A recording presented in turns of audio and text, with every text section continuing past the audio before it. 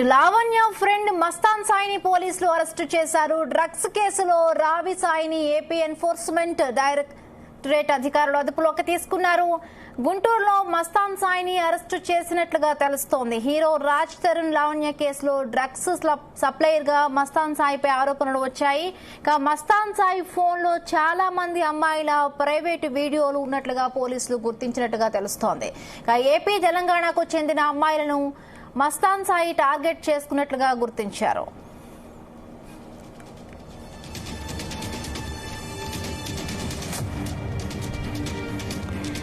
Right, ఇక Lavanya Raj Tarun episode లో కొత్త ట్విస్ట్ నెలకొనింది.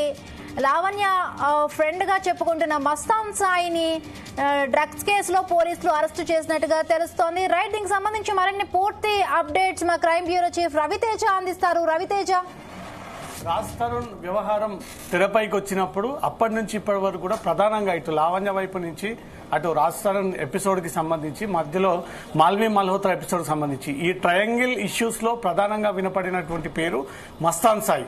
ఈ మస్తాన్ సాయి ఇప్పటి వరకు ఎప్పుడు కూడా మీడియా ముందుకు వచ్చి లావణ్య ఇలా చేసిందని, రాజ్ తరుణ్ అలా చేసిందని, లేదా వీరి మధ్యలో జరిగినటువంటి వ్యవహారం ఇది అంటూ గతంలో ప్రీతి అనే ఒక అమ్మాయి మరొక బాధితురాలు శేఖర్ భాష రావడము, అక్కడ వేరే రాష్ట్రం నుంచి కూడా మాల్వి మల్హోత్రా కుటుంబ సభ్యులు మోసపోయినటువంటి బాధితులు, ఈ కంప్లీట్ ఎపిసోడ్ లో ప్రధానంగా వినపడ్డటువంటి పేరు మస్తాన్ సాయి.